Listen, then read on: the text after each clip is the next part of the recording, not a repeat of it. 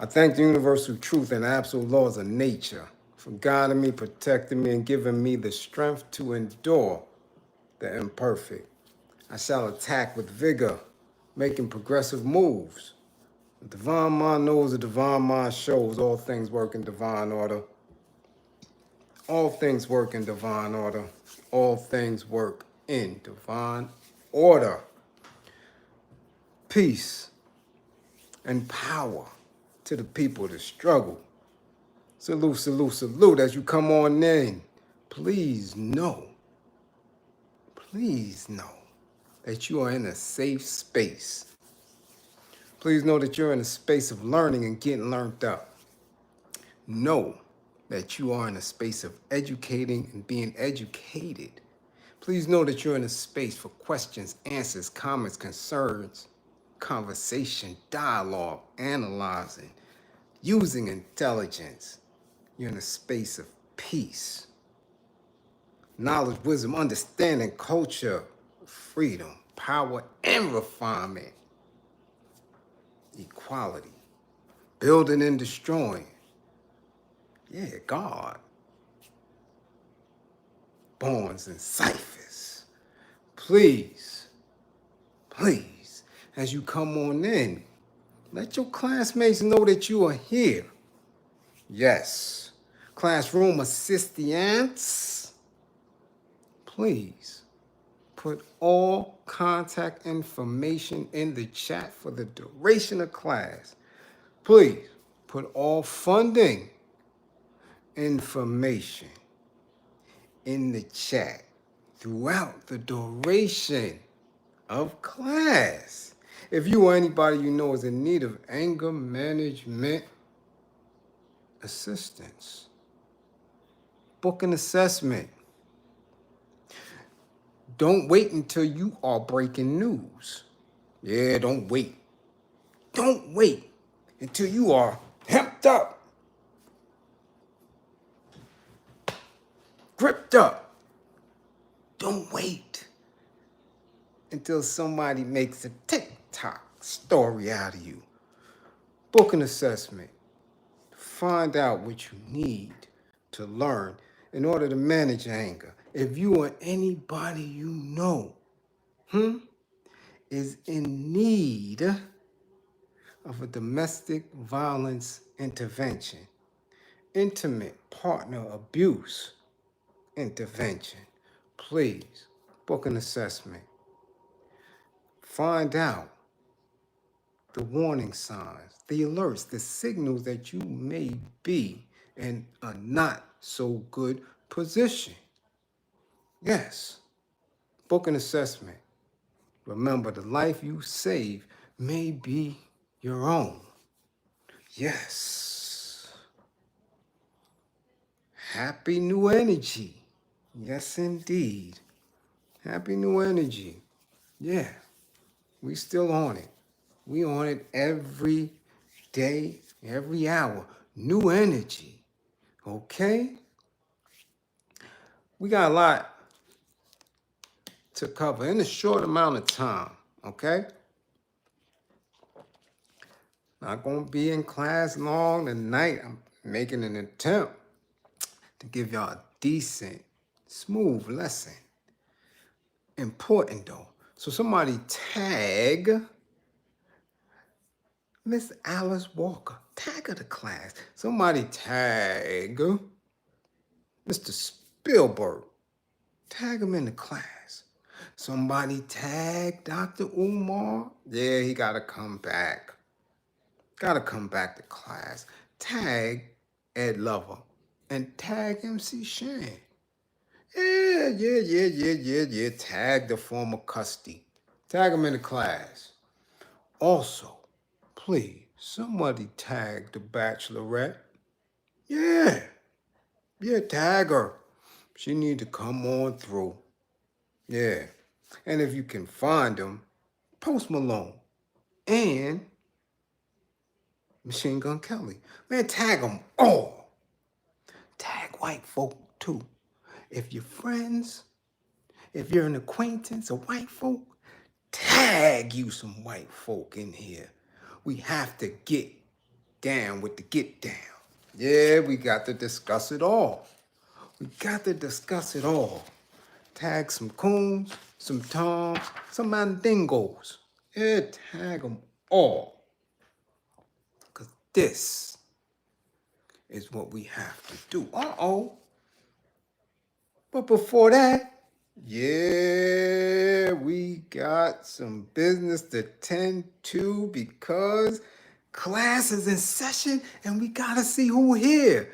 And some of them, yeah, they think that they not gonna get it, but we about to find out right now. Rainbow Bright, first in class, 55 for you. Yeah, you can look all you want, Rainbow Bright, but you got a 55. Jeff Spark, salute. A Wood, what's going on? Salute, A Wood. Sade Lampkin. Yes, we are sending healing strength to little Queen. Yes, I hope she gets on her feet and balanced real quick, as we all do. Philip Boone, salute. Mark Lewis, what's going on? What's going on? Yeah, we see you in the Merlot. Zone 864 TV. Zone is in the spot. Hey, K. Makai Stone is up in the spot. TC, what up? Tierra, we see you. Black Leaf, what's good? Uh-oh, Cookie. What's going on, Cookie? Mr. Mac 123. Mr. Mac 123 is in the building. Bushhead, salute. Cool K Kane, what's going on? Ha! Kill! Detroit, the D is in the building. Salam alaikum wa rahmatullahi wa barakatuh. Sultan Thomas, my Newark, them crazy Jersey Muslim cousins. Salute! Assalamu alaikum wa rahmatullahi wa barakatuh, cousin. Sultan is up in the building. Yeah. Oh, we up in here. Young is up in here. Yeah, you get a 55 too. Young, who talk that talk?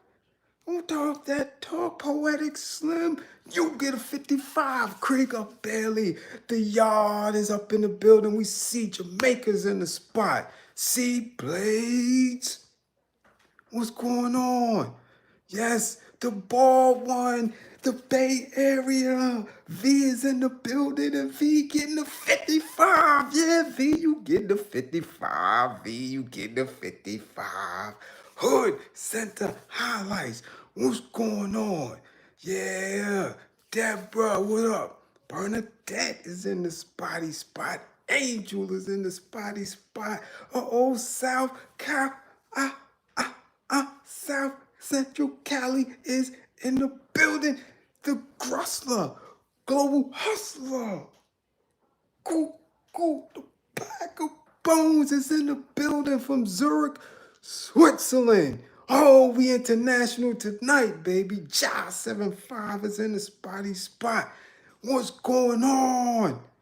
Martel Majestic is in attendance and getting a 55 before we start. Yeah, you getting a 55. Listen. Yeah. We see you, Canada. Yeah, you up in here. Listen, we got to get down to the get down. Now, with all the talk and all the discussions that have been going on with this new adaptation of the novel The Color Purple by Alice Walker, there was a lot of debate, discussions, viral moments, plays that got put together. You know, we seen what it was. Promotions, self-promotions, misdirections. We have to be analytical and make an attempt to kind of figure out this actual distraction, because in any time they find a space where they can get the majority of us to pay attention, to have these highly emotionally charged or pseudo intellectual discussions, we know it's a distraction when at the end of it, we haven't moved one iota out of oppression, still stuck in it. So it's a distraction. How good of a distraction? We'll see. Only time will tell. But I want to start from the beginning of my introduction to this novel. I had been just coming out of middle school. Remember, I told you in middle school I skipped a grade, right? I went from 7 to 9. And in that, somebody had the grand idea of telling us that this book was a must read. It was required reading.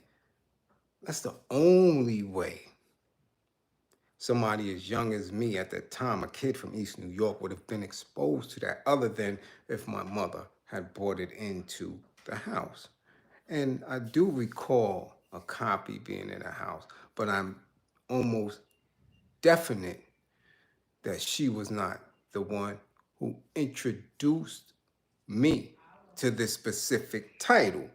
So I remember reading it in school and having to do a book report, and again, it being a must read, right? So in this must read, one thing, as we discussed in class a couple of days ago, one thing I recall is the opening of these letters, right? And the opening was always, of course, is Dear God, right? So me being raised in a very, very conscious household, and me being raised in the belief in the Islamic faith in God, and then also being raised to believe that I was God. 7, me, G-O-D, a arm, a leg, a arm, a head. I was looking to see who she believed God was, right? Again, when you're that young and you're reading the book, you're more into getting through it and making an attempt to get what the teacher, what your instructor wants you to extract from the book and articulate it back to them. That was my task. So of course I missed the whole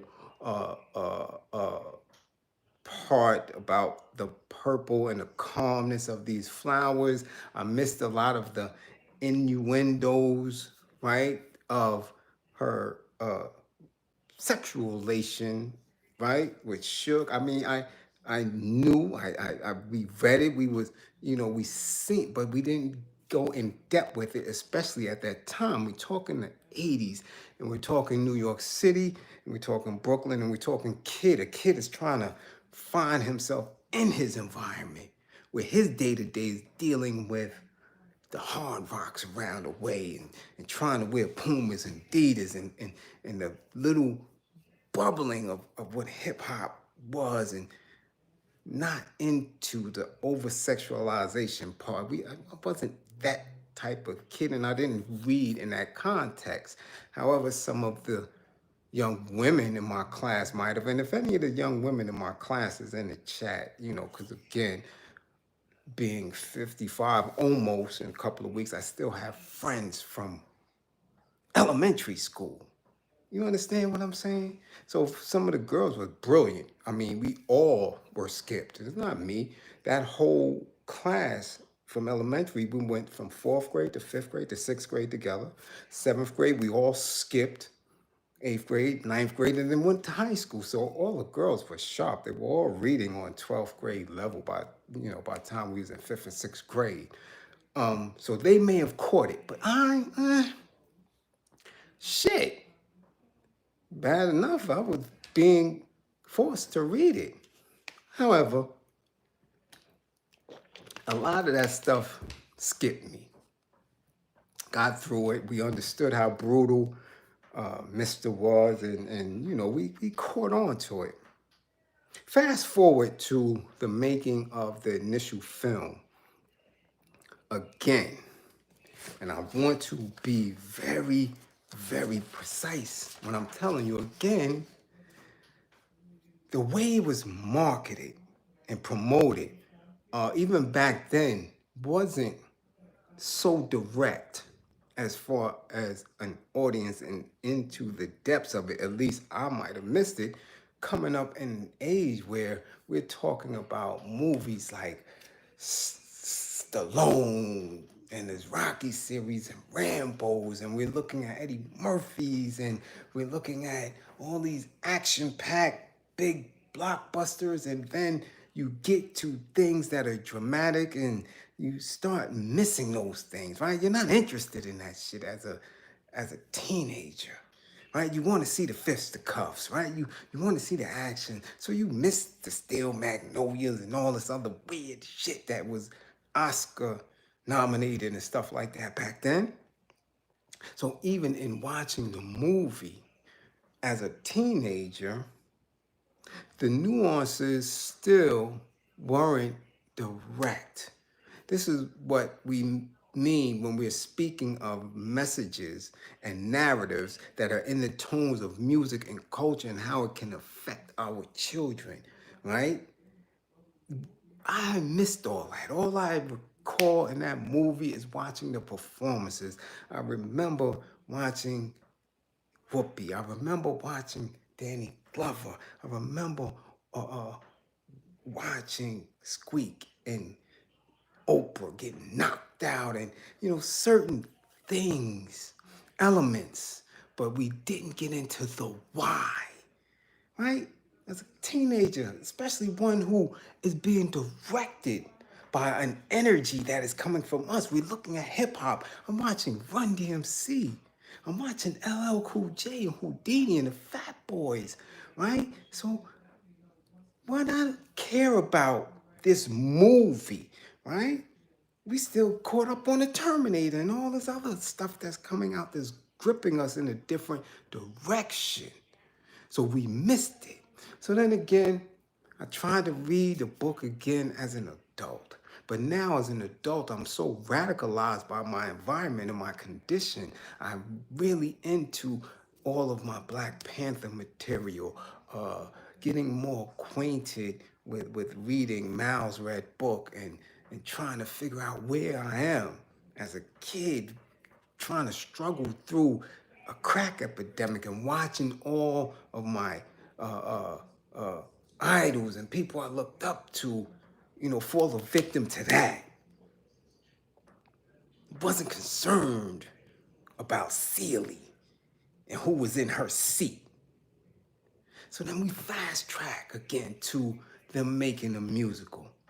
And now most of us are of a specific age where we may have made a trek into the entertainment industry or become more scholarly as we went off to college and had our own experiences, right? Some of my people already had children at the time, and some of our sisters and brothers started going into the rainbow direction. You know what I'm saying? So their own experiences may have encouraged them to read certain materials and become radicalized and things like that with their own journeys. But again, me, I could care less, because if there's something that isn't about my people's freedom, getting up out of what we see as these institutions that are causing the oppression, are causing our worlds to seemingly collapse around us and to force us into, I don't care about it. Really, I'm telling you, man. I mean, I will entertain it here and there, but you won't capture me if immediately, because I'm a very, very, very shrewd individual. And when it comes to comprehending something, it's fast. Maybe in personal situations, I may not see somebody who's full of shit on a personal level. But when it comes to this work, to struggle, to radicalizing our people, to pushing forward, understand movements quick. So you have to catch me with something that, yo, this is a theory. This could be a practice towards our people's liberation. If it's not there, So when talk of this film was moving, so what? I had no intentions on going through at all to see it. Not at all. Could care less about it. But as conversation grew, got stronger, viral moments started to happen. And me sitting in this space right here, right, where I am, even though for some strange reason, my subscribers keep going down and down and down. Especially over the past couple of weeks. I'm like, damn, this shit is going down, down, down as I'm doing more and more. Anyway, I said, we have to, in class, give a very, very hard, concrete look. Right? Can't glaze over it like I've been doing. To see the why. And like we discussed a couple of days ago, I might have said that. Who is God to Celie? That is very important. In her mind, who is the seven? Who is the God to Celie? In order to do that, that means we would have to make an educated guess into the mind of the author. You get me? Because now we may be able to ascertain this trip that they want us to take in this literal piece, right? Literary piece, which could be literal or figurative, but we need to take something from it. So now, in our belief, because it's being pushed and presented and packaged in a melanated woman's image, right? We're making guesses as readers that this is someone who has the same idea, thought, or belief of what this God entity is, regardless of religion. Okay? Regardless of it. Because whether you're Christian, Islamic following, even Judaism, the individual has to have a concept of what they believe this entity is, and if they have an image of it, who and what that image is like. So we gotta look at the author. And in looking at the author, wait a minute. There's information that was not, and still to this day is not heavily pushed, which we would have to say is kind of deceptive. Like I always tell you about Hollywood, about entertainment, about politics. It's a broad, long, grand scope of deceit. Purposeful. Because remember, it's persuasive. The main objective is to either steal your mind or steal your money when it comes to being entertained. And in doing so, they don't want you to know the real essence of the actor, the writer, the director. No, because then that would take away from them being able to market it or promote it to you, right? Like if you actually knew who the wizard was, nobody would have went to go and see the Wizard of Oz. End of shit. They couldn't even promote it to you. And many people still don't know who the author of that book is. They don't know. But it's very deceptive the way they do it when it comes to us. Because they're always banking on us having an emotional connection to the writer, the actors, the musicians, any of the creatives based on our color, based on our skin folk. Because if you market it to the niggers in the right manner, man, they'll come and won't even think about supporting. You understand? Which is why it's so hard for people like me to get support. Because I'm very direct and transparent and truthful in my objective.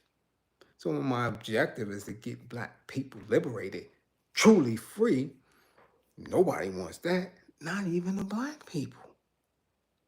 Ooh, oh man. Remember, they fought Harriet tooth and nail. I ain't going with you. No, Harriet, y'all ain't going with you. But as Harriet, then you just got to press on. With no support, limited support. You have to understand the mission. So now we have to look at very closely who Alice Walker is as a person before you can look at her as a writer and make some type of understanding of where she wanted to go with that book.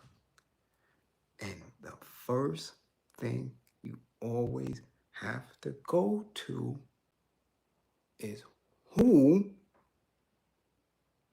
was Celie writing? Dear God.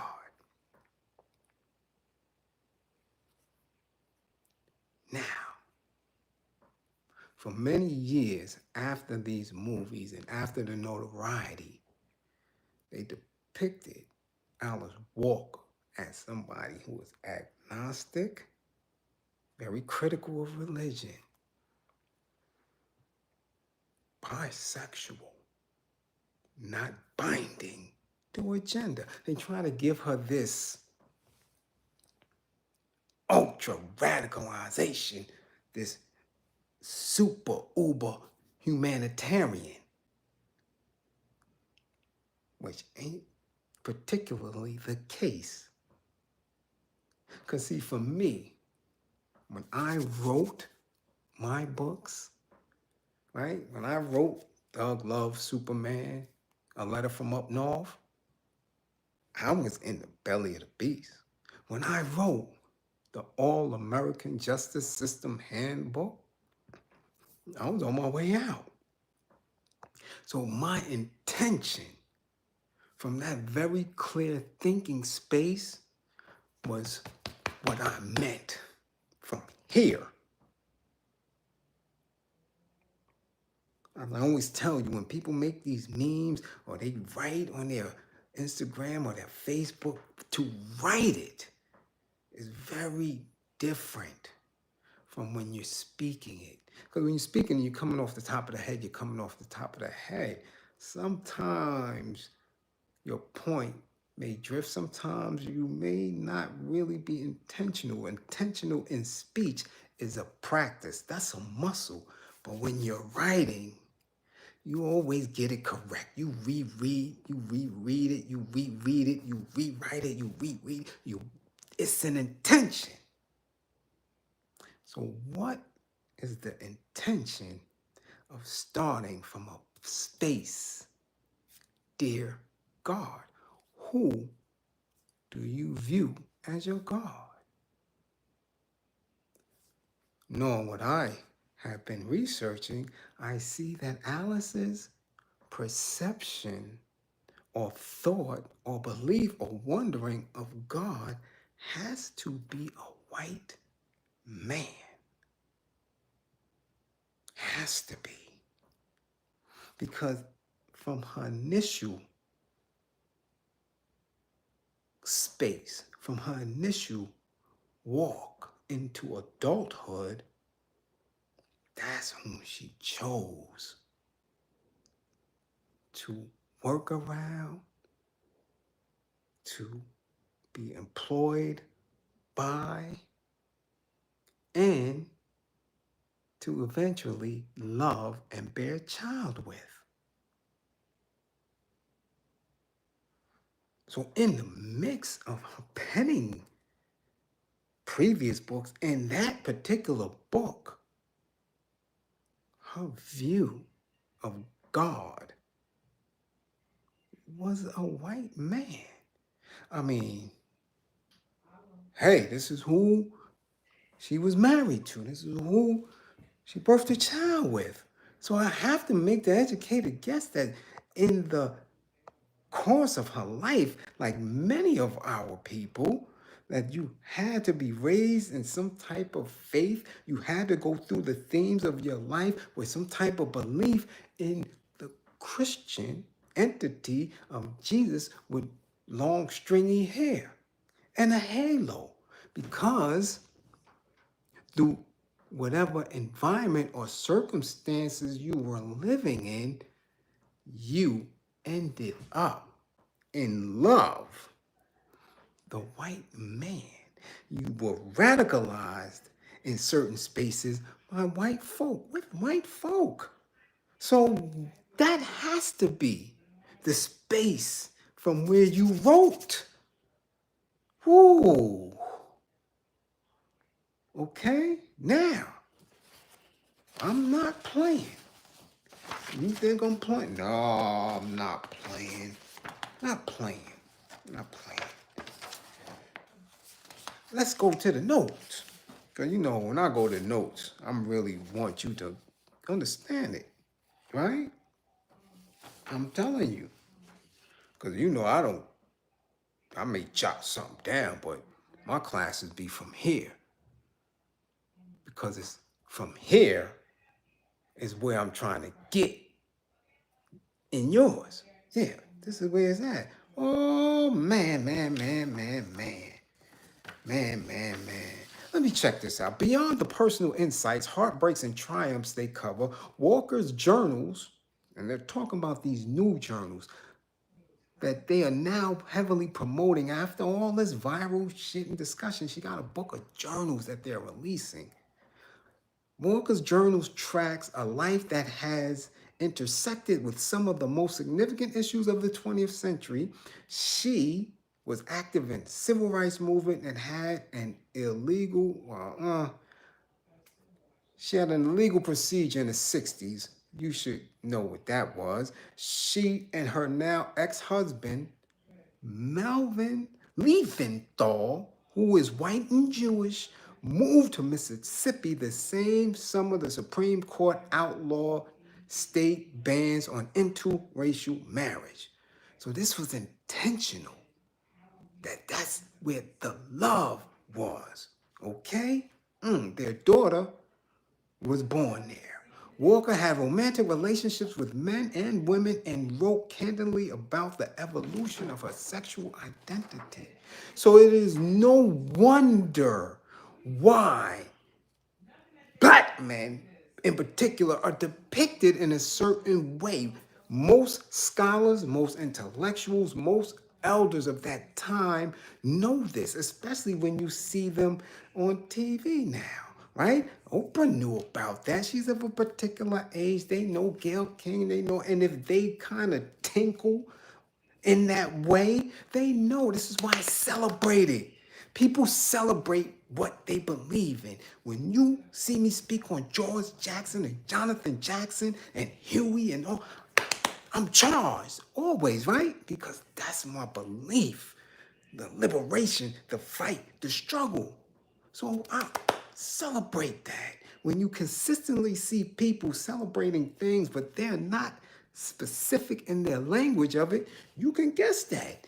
Yeah, Oprah love that rainbow shit because she dibbles and dabbles. Got to. You celebrate what you appreciate, okay? So, of course, they want to be part of this movie. They want to continue to keep this narrative moving because it speaks to them, of them. Okay? Let's go on. Let's go on. Because we got to get into it, man. Huh? Huh? Yeah. Yeah. Walker is also frank about her bi-ness, right? Her rainbowness. Her love affair with pop singer Tracy Chapman. And an unconsummated mutual infatuation with music producer Quincy Jones. Maybe that's how he got part ownership of the film rights. Because we know Steven Spielberg got some of that shit too. But they're saying that it's Quincy who owns the film rights to it. We know Spielberg because we know how bankers move. Okay? We're gonna stop there for a second. There is entertainment value though, right? No. We're gonna get that. Yeah, man. Yeah, because it gets a little wild, man. It gets wild. Right? After her marriage, right? One feature that cut across her relationships was a firm commitment to her autonomy. She even maintained a separate physical space from her partners, providing them with a quote-unquote lover's room.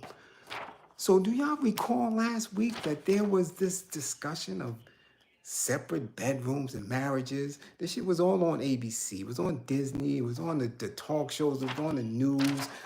Kelly and her husband had this discussion with several of their guests. It was getting legs last week. This viral shit before, these new allegations came out and Trump and all this shit. But that was a discussion, separate bedrooms. So now you see the weirdness in somebody who got a perception of God being white and her marrying white, but making sure that he had a separate room. And how abusive things are. And not wanting to be restricted by gender or religion. She sounds like a weirdo a little bit. I wouldn't have her in my crib. I wouldn't befriend that. So if I wouldn't befriend somebody like that, I damn sure wouldn't support them. But see how black people don't go there? And why we don't question the fact that why this information wasn't out initially from the first movie, right? But you see how technology and social media moves? And this is what makes it important for us to research shit, okay?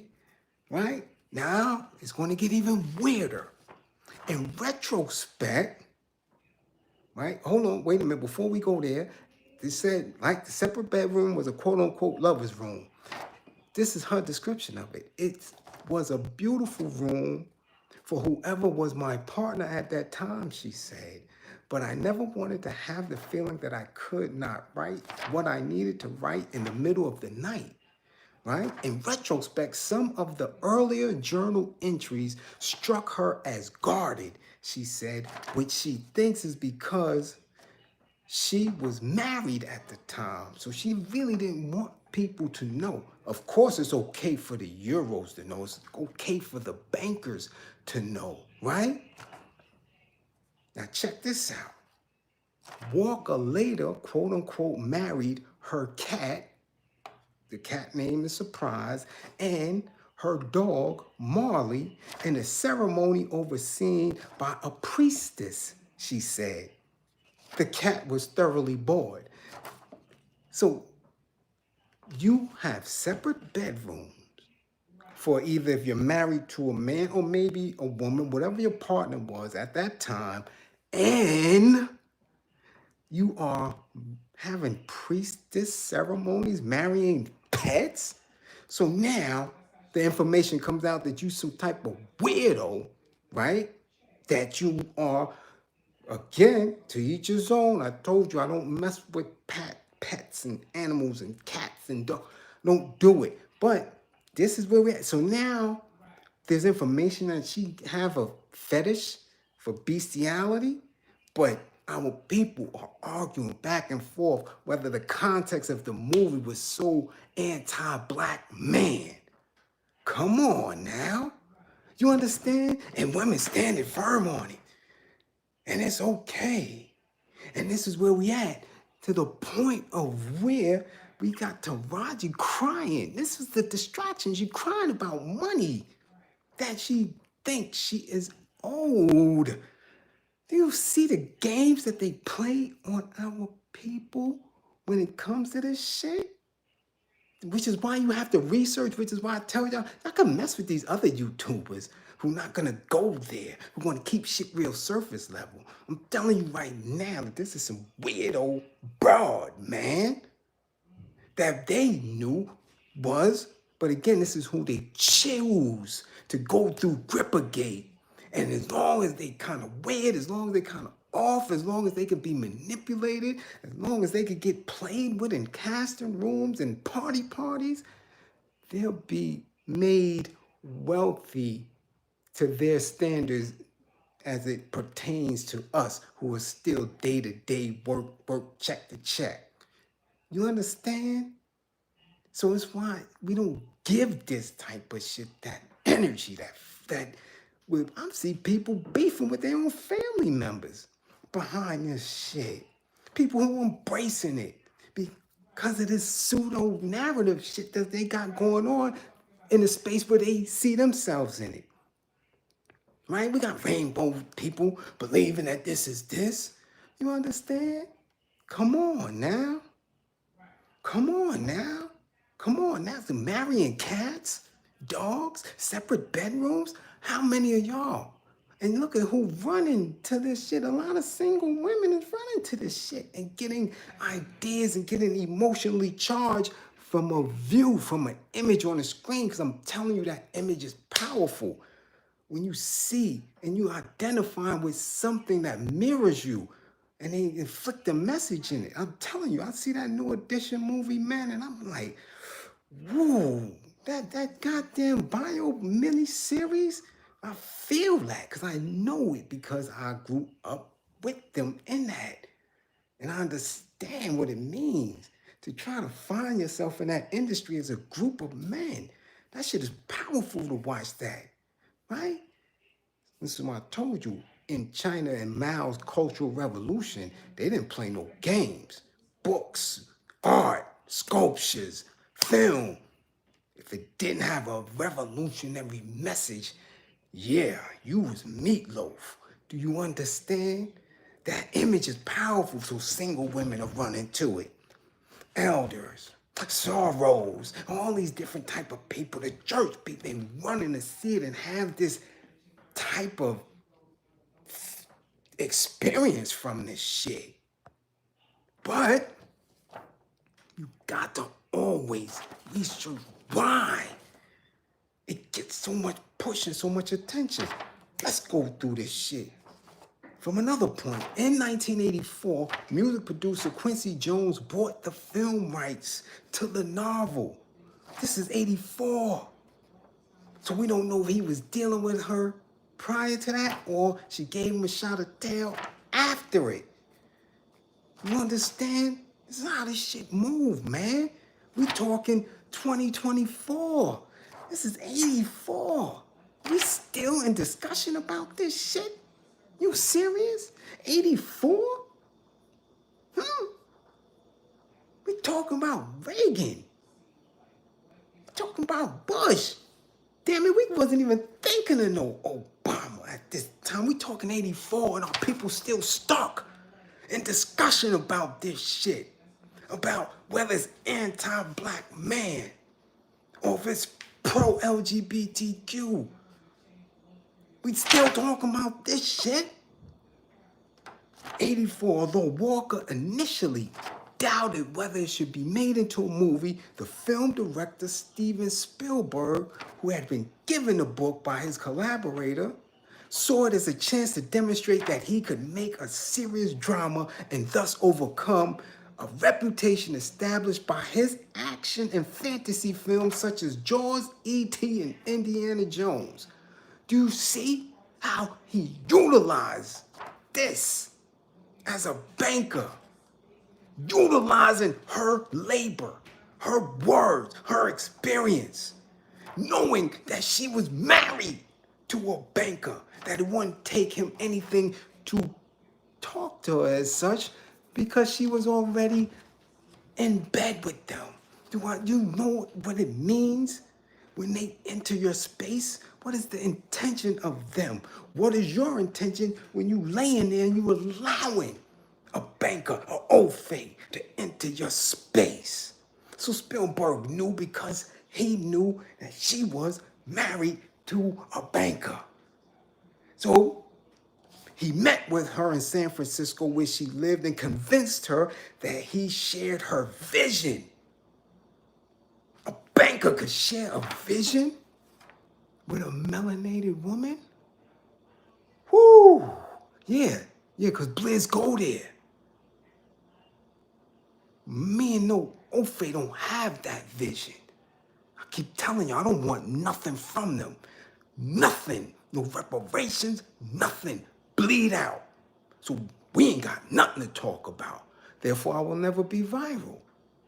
You understand? But back to them. Okay? She agreed to allow him to direct the film as she served as a consultant on the set. She wrote a screenplay as well, though Spielberg rejected it in favor of the adaptation by a Dutch-born screenwriter. So he didn't even allow her to screenwrite her own novel. How the hell that happened? Oh, Bliz, you be going in. Yeah, got to, because my class depends on me to give them truth and a different view. You're not going surface level with this shit. So what is her vision when Celie is saying, "Dear God," when she's doing business with the bankers? She's loving the bankers. She wants them to understand who she is. Oh. A weirdo. I mean, I had to block someone before.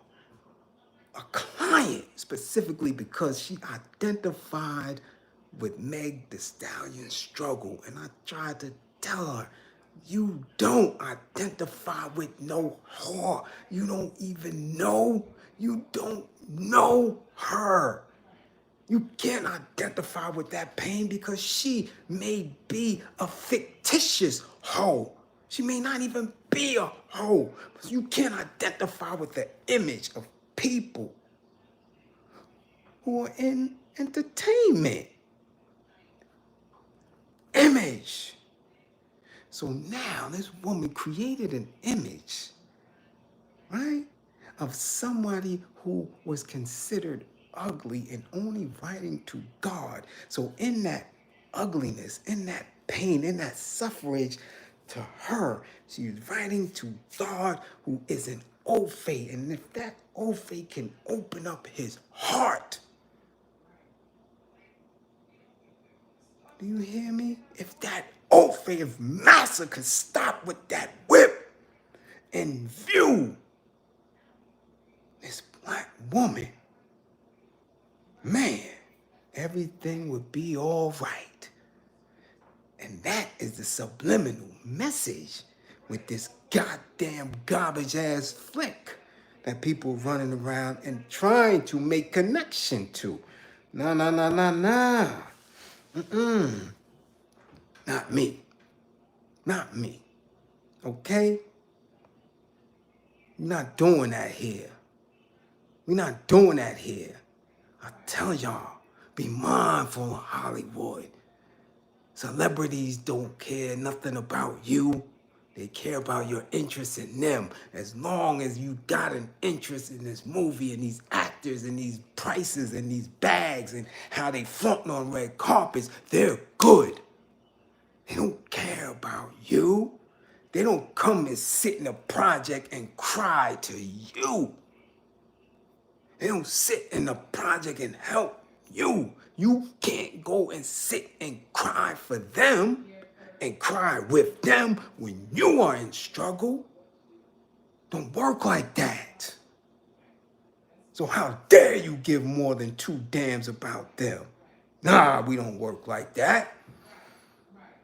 Look at everything with a different lens. We come in from a radical perspective. We don't want nothing but liberation. So you better ask yourself, who is God to Celie? And the only way you're going to find out who is God to Celie is if you have to go deep and think about who is God to Alice Walker.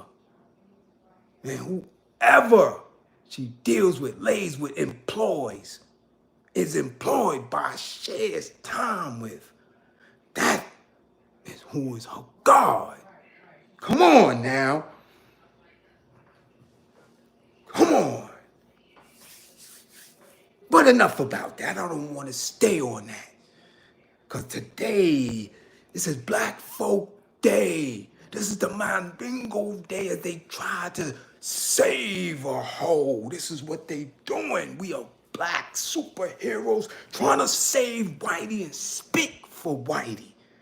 Because that's what they do.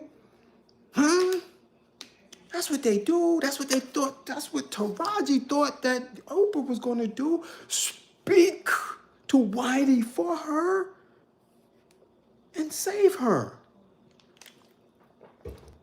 That was the narrative. Oh, it's getting deep. Damn, we almost an hour in. We ain't even touched the other Mandingos. We know Oprah speak for them. We see Gail speak for them and handle the Ophe dirty work. Yeah. But let's go.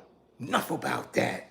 Though everything is connected, that is key, right? Because as we segue into this bachelorette broad who's going through this divorce, yeah, this is what they try to do when they try to introduce us into the workforce and speak on things like code switching and all that other weird lingo and courtesies and etiquette at the workplace, code switching. But it get deep.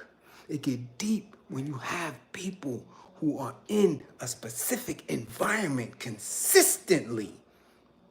I'm talking about consistent environments in which we see them on the screen and we say, hold on, what is this black girl doing on The Bachelor?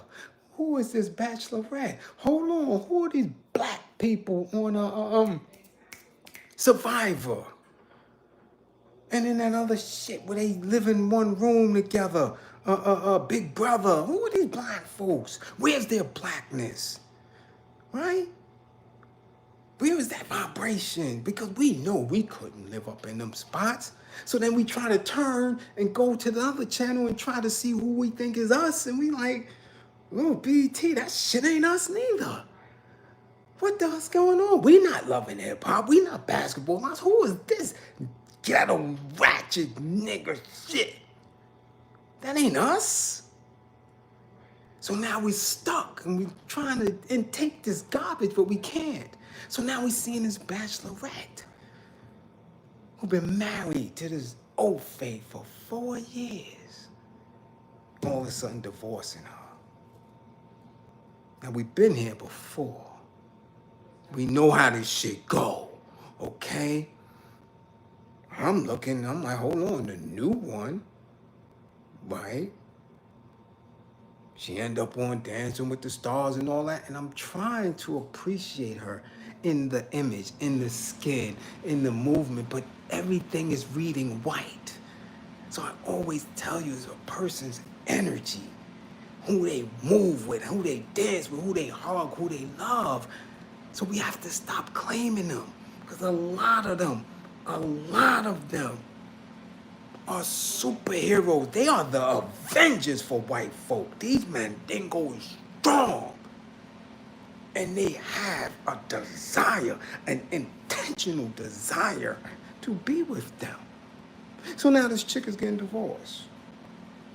And you know this. I rarely say any type of names. I don't be trying to promote these folk. But she's getting a divorce, right? Now, what's never funny to me, but always known, dude is asking for spousal support. Oh yeah. Irreconcilable differences. However, he is the one who is asking for spousal support. In the crib, I think. I do believe that. Now, Garcelle Beauvais, Eve, this one, that one, all of them that, Haley, all of them that want to be around and be up in their business, please, y'all can keep saying who you love is who you love. But it's very funny that it is very intentional in the entertainment industry that the darker you are as a woman, you better have you a banker or Ofe if you want to get ahead, or you're gonna be crying like Taraji. That's just what it is. So now this chick here, he wants that bread. 9 times out of 10, when these dusty ass Ofes get these melanated, beautiful, nice looking women who may not identify as melanated, who may not yearn to be melanated, but they are what they are. 9 times out of 10, when they get rid of them, they make sure they get that bag. And it could be the melanated woman's bag. Yeah, they going for that bag. But on the flip side, when you have, right, these Euro men, these Ofes, these bankers that are the ones initiating a relationship with our people, and they get rid of you, you out of here. They taking everything. Everything. Your ass is out. See how weird that shit get? You see how, oh, it don't matter who you love. You see how weird that shit get? If it didn't matter, why are you trying to take their bread? Why is that on the table when your ass is out the door? I have yet to see, and correct me if I'm wrong, I have yet to see any melanated person that was married into riches or wealth of them old fays walk away with anything. You know that what allegedly happened to Anna Nicole Smith. She was going to give that brother that bread. They was about to live real good. And they said, you won't be doing that. Yeah. You understand? So as she get ready to go run through the press with this divorce, after she allowed that man in her space, because I don't sit here and talk about our people who are into, different practices and belief systems. But I do know that sex is something very spiritual and intentional. If it isn't intentional, if you can disassociate your spirit and your body from your sexuality, you're just a hoe, whether you're male or female. It is not an easy thing to do. You have to be taught that you just run around with your ass out all day. That's not easy to do. To be a streetwalker, that's not easy. You have that. It's the disconnection. So when they're sleeping with these individuals, when Eve is having baby by a real Euro, he's from Europe. When this woman, this bachelorette is sleeping, when Garcelle, and when Haley, when they're having sexual relations with these individuals, they're in it, and that's an intent right here. There's an intention here and here. There's a thought. There is a communication that isn't spoke. You tell me you take and you let an old fate and you in it, or you as a woman, you're on top, and there's an intention there. There's an intent. Because even a hoe with the intent of saying, yeah, I'm getting this trick, but when you're in a space of love and marriage, you're putting soul in it. And this is a demon. So do you know what that is like? How can you go there and then come back and say, nah, we here, I'm power to the people? There ain't none of that.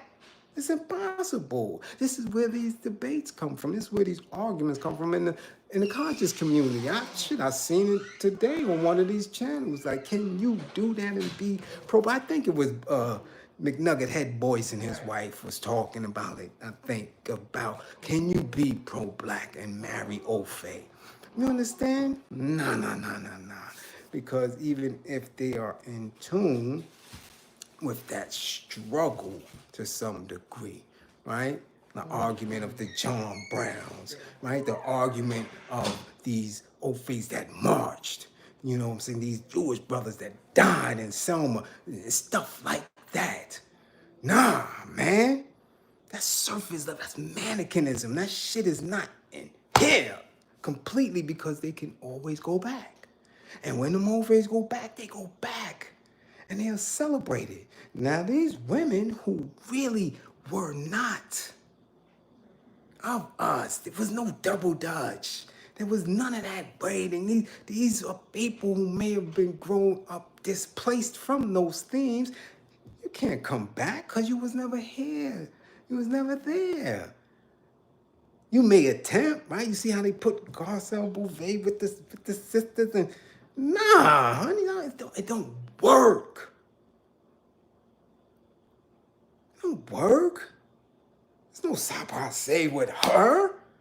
She wasn't living that. You understand? We can't excuse that. That's where your heart was. That was where your intention was. Very dangerous space for us who need to be 1000% sure of who our comrades will be. Bliz, you burning up today. Yeah, I got to. Because again, when support is limited, I got to start hitting hearts. I have to be very specific and intentional in message and tone to separate myself from those who are just playing with this shit. We don't have the intellectual capacity to go where I go, to let it be known. I don't care who y'all. I don't care who it is. I'm different. Very different. But while we on this bachelorette who's getting ready to get left by an Ofe, we got to get into this conversation, right? With Dr. Umar and how him being on the hip hop platform has caused so many people to finally, or just now knowing who he really is. Matter of fact, they might have known who he is, but it's surprising to me that now these people are coming out and saving and Mandingoing and being a Superman, the goddamn being an Avenger for Eminem, for an Ofe. You people will never cease to amaze me. Now, again, I am always hip hop. Do you understand what I'm saying? And of course, it's going to be ironic because I'm sitting here with a Rage shirt, right? Yeah, you've seen me wear it several times because I'm a rocker as well. Oh yeah, oh yeah, oh yeah. Don't let me get into that, God damn it! I go from Tool to Alice in Chains to Red Hot Chili Peppers to Soundgarden. Yeah. To System of a Down. I'm a rocker. Because I believe in lyrics, man. I believe in energy, man. I listen. I know certain messages intertwine. I ain't no lover of them, but I appreciate creativity. So now, as we speak, you've heard me speak on Eminem before. Yes, I've told you he is nice. There's no disputing that. But is he a top? No, he's a top nothing. Is he a GOAT? No, because there's a lot of weird shit that he has put together that none of us would listen to. Okay? It's just that simple. However, when Umar is in this discussion on his Joe Budden's platform and he calls money out and he asks money, who are you sleeping with? Right? And he called him out on it on this major platform and he stuck to his guns to say what he said. Whoa.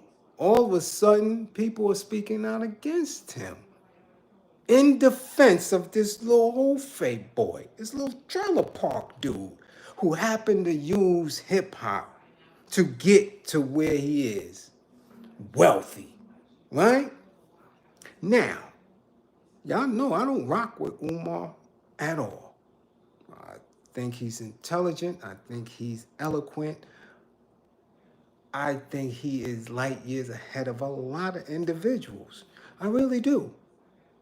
I really do. But is he a comrade? No. Is he going to bust his hammer? No. Is he a liberator? No. Not by a long shot. Not by a long shot. Nah. However, I'm gonna ride with him on this shit. Just for the simple fact of these supposedly hip-hop people coming at him.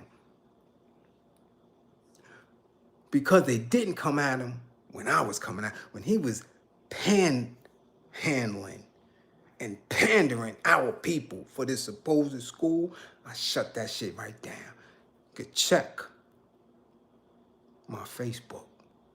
For years, I've been going at all these individuals, saying that The end result of what they're asking you to support and do ain't going to get us liberated at all. So I don't care if it's a school, I don't care if it's a museum, I don't care what the hell it is, I don't care if it's a book, I don't care. Fuck out of here. These dudes ain't trying to liberate our people. They're trying to utilize their experience and knowledge of specific consciousness to eat off the people. That's just what they do. And I've been saying it for a long time. You understand? They're information merchants. They don't provide a service that's going to allow people to jump on board and walk the path of struggle. They're information merchants. I don't care who you ask me about, I'm going to tell you about them. If the end result of their information does not have you at one of these old faith throats with any type of sharp instrument, they hustling you. Simple as that. And I'm going to always stand tall on that. These niggas ain't trying to kill nothing. That's just it. Okay? But I'm going to ride with them on this. Because Eminem ain't no goddamn goat. Not by far. But when I was going at him, nobody would hear me.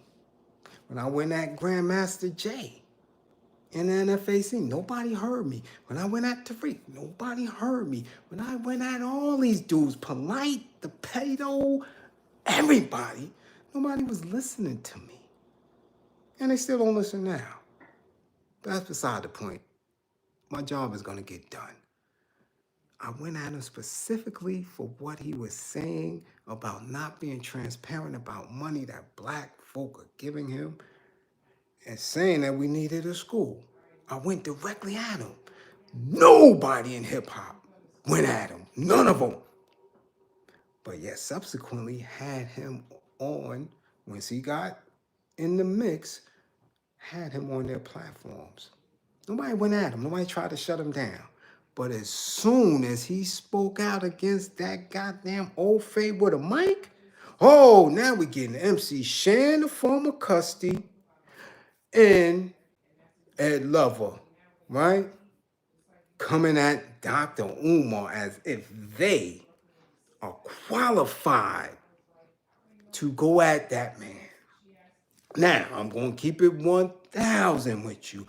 In the space of hip-hop and in the space of Shan being a pioneer and Ed Lover being who he is, I'm going to give it to them. They're very knowledgeable. Only because Shan, as somebody who practiced and gave us a true interpretation and representation of hip-hop from day one, and Ed being a tool of the old phase.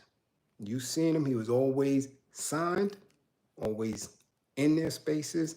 Shit, he was top dog in an old phase establishment, in an old phase institution. So he can speak. They both can speak. But you cannot stand tall for a little old fade boy against Dr. Umar. That shit just don't make sense. So both of them being from Queens, and again, Queens, I gotta take the L on this, man. Queens, and people keep, yo, Bliz, you biased against Queens, but Queens be taking mad L's. This is a L. So this is a lesson. This is a loss. Y'all gonna jump on him for that. You're not gonna discredit the school. You're not gonna ask about the money. Y'all not even gonna, nobody, not them two, ain't say shit about Umar and Sister Suki and the Gripper games. I ain't say none of that. But as soon as he went at that little Ofe boy, y'all making statements and mean about it and roaring in defense. Ed Lover called him a friend. So that means that when you're in the hood with your boys and this little old fake boy come down the street spitting off the top of his head and your friends be like, yo, hey, who this? You'll come to defend him. I just want y'all to picture that. Ed Lover's from Queens. I want to picture that. We talking Queens reign supreme. We talking Supreme Team. We talking about Cat. We talking about Furtado brothers. Y'all standing on the corner. And a little old fade boy come from, let's keep it Queens now. From, what is that? What was the highly old fade? St. Albans. Not even St. Albans, no. Astoria. No, not even Astoria. He's not even Astoria tough.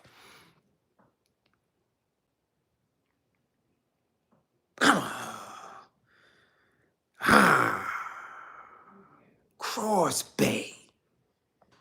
I mean, he could come from Cross Bay and come in to Baisley. And when one of the guards say, yo, Ed, no, that's my friend. When they say, yo, this dude is garbage. And you got Cheeks, and you got 50, and you got all these spitters, and Royal Flush, and all these dudes from Queens spitting. And they say, yo, your man is garbage. You gonna say, nah, that's my friend. What? Come on, man. This is where we at with it. So again, y'all taking the L, Queens, because Ed Lover coming to the defense of Eminem against Dr. Umar. Umar has his, and saying that he isn't qualified because he isn't hip hop to make that call. He ain't got enough of them. Shit, Sister Suki was in his grippers. He got enough to know. He knows enough about hip hop. He knows enough about rap in his own experience coming out of Philly to say that that dude is not a GOAT. And Shan just wilded out on him. Like, come on, man. Really? Queens, y'all get an L for that. Y'all get an L for that. Simple as that. Y'all get an L for that, man. Because ain't no way. Y'all attacked. I mean, that was an attack. Sorry to call, they attacked him. Never attacked him about nothing else. Don't even know if he was on their radar. But as soon as he spoke, they put on their Avenger, their Black Avenger cape to save white folk. We gotta save white folk. Yes, we gotta save white folk. And that's what the hell Ed Lover did. That's what MC Shan did. Oh, it's gonna be crazy in the 2024. Man, the Mandingos is gonna be coming out. And man, when the Mandingos start coming out, and them old face start telling them, get in that hot goddamn pot, y'all gonna see. Y'all gonna see. Yeah, Master's like, get in that pot, Mandingo. Mandingo's like, no, man, yeah. So y'all keep on with that Mandingo bullshit. Dr. Umar needs to respond. Yeah, he got to respond and respond hard. But I've been seeing him. He's out of his element when it comes to these hip-hop dudes. He don't know how to shut them down. I've seen him with Bigger. He didn't know how to shut Bigger down when he's talking about the existence of God and the spirituality. He's out of his element because he's trying to intellectualize. He's trying to be in that space where he was debating Michael Dyson and this one and that one and all these other dudes. He's trying to come from that into this right here. So he don't know how to shut these dudes down because true, he didn't live it. To our knowledge, he didn't live it. He didn't live hip hop. I do. Straight like that. And tell Ed Lover goofy dancing ass, you're out of pocket. Yeah, you're out of pocket. Out of pocket, homie. Shan, you can just forget. Get your ass out of here. Still got a little residue up here. Yeah, you got a little residue up there, Shan. Every once in a while, them custody tendencies come out. So again, I didn't even mean to be this long. I really didn't. I have things to do, but I had to give y'all a class. And y'all have to use this openness so y'all can start really witnessing when Mandingo show his face. When these old faith lovers show their face and show their hand. And this will ease your anxiety when you're triggered and trying to figure out what's going on out here. You have to bring it down some. Okay? So as always, man, guard your mind. Don't believe in me. Believe in my belief in you. And welcome the struggle as we struggle through everything. I'm telling you, what new year? We got the same struggles that we had 2 days ago. You understand? The only thing that can be new on a daily basis is your energy to resist. That's it. Ain't nothing new for us. My people were sick 3 days ago. They sick today. My people was impoverished 3 days ago. They're impoverished today. Same support I didn't get 3 days ago is the same support I'm not getting right now. So I understand that. We have to welcome the struggle and re-energize yourself for battle. But without this and without that clear vision, you're going to be in a terrible space. Y'all dig? You're going to be in a terrible space. And all I can do is just keep doing what I'm doing. That's it. That's all I can do. There is no continued effort to get to whatever it is people believe that I should be getting. Don't work like that. I understand that. So again, classroom assistants, I appreciate y'all keeping all of that information in the chat. Global Gressler. Yes, much appreciated for the super chat. Keep pushing that music out there in Zurich, Switzerland. And keep pushing them burgers, man. Keep creating. That's your other skill set. Keep creating that food, man. And when I get to Switzerland, I'm coming for it. Just don't have no porky pork in the barn. I don't do that. Don't put no red meat in that. Give me one of them vegan specials you make up for the chicken. All right? You dig what I'm saying? So again, as always, I love my people. Don't let them front on y'all. Don't let them front on y'all. Guard your mind. Nah, Howard. Nah, ain't no laying off Queens. Nah, man, no. Y'all be taking L's. I can't. Come on. The Grustlers from Queens. Y'all can't. Come on. He one of Queens' finest underground MCs. That's my buddy. He know. Y'all be taking L's, man. Y'all got these dudes on social media stunting. That ain't on me. Don't talk about me. Lay on for Queens. Nah, tell them dudes to stop stunting on social media. They taking L's. What can I do? Equal opportunity. Equal opportunity. Jefferson City, Missouri, salute. What's going on? What's your grade? 55. You talking about? You talking about? Gaza on the game? 55. I ain't seen you in I don't know how many classes. That's your grade. 55. Failing. You better get your grade up. Okay? Yeah. So again, as always, Angel, what up? Again, all funding information is in the chat for the duration of class.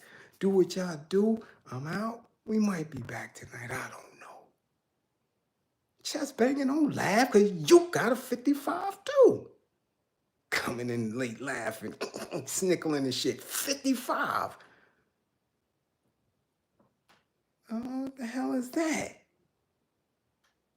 55.